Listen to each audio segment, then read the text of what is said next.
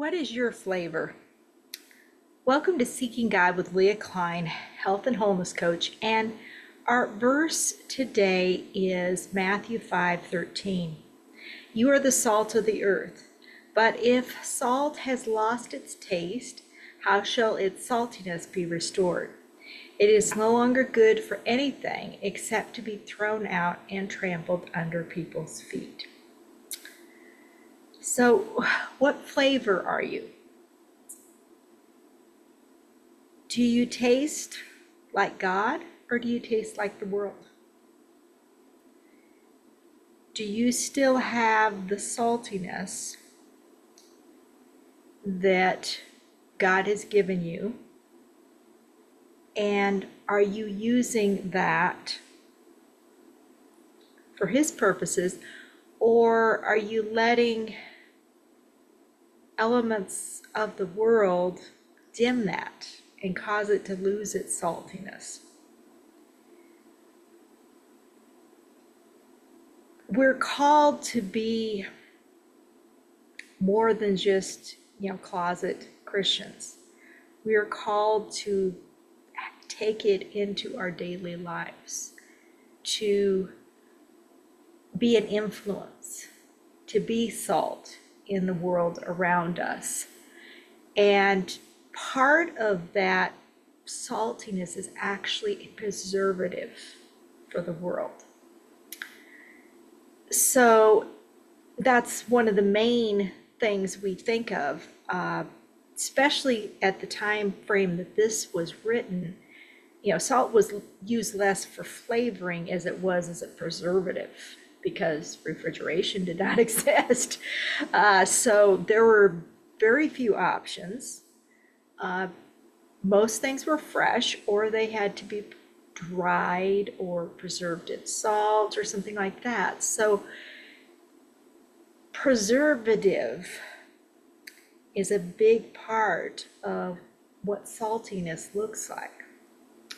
So are we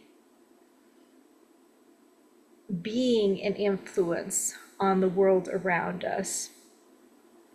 Are we voting? Are we doing our daily lives in such a way that people wonder what's different about us?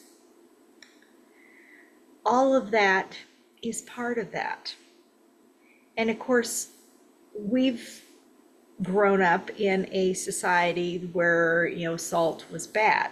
Well, the kind of salt we were using was bad.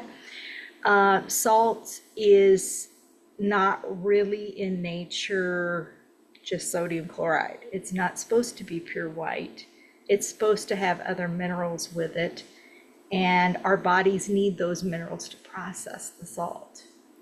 So the salt it was referring to at that time is not the same salt that we have now. And it does have health benefits for us if it has more of its original composition with it, if it hasn't had everything purified out of it so that it's only white and just the sodium chloride, nothing else. So that's another side note on saltiness. God designed us to actually need sodium, and so there are places for it in its right form.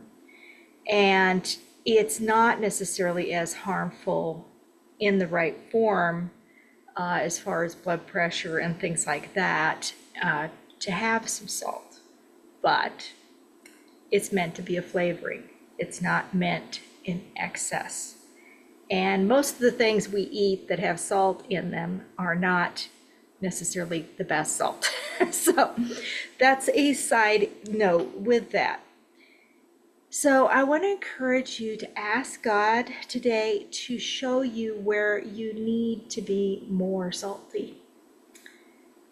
Where might He want you to be more of an influence, more different than you have been being to this point? And if you're having trouble hearing God and connecting with Him, let me show you how to spend quality one-on-one time with Him in His creation.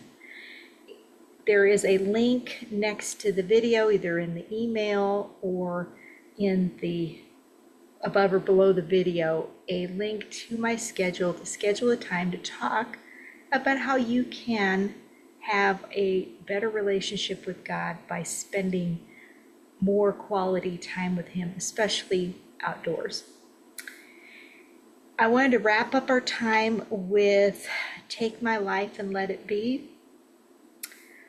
I felt that was appropriate for kind of the consecration of our life for Him, which is kind of part of what we're talking about when we're talking about being salt and light.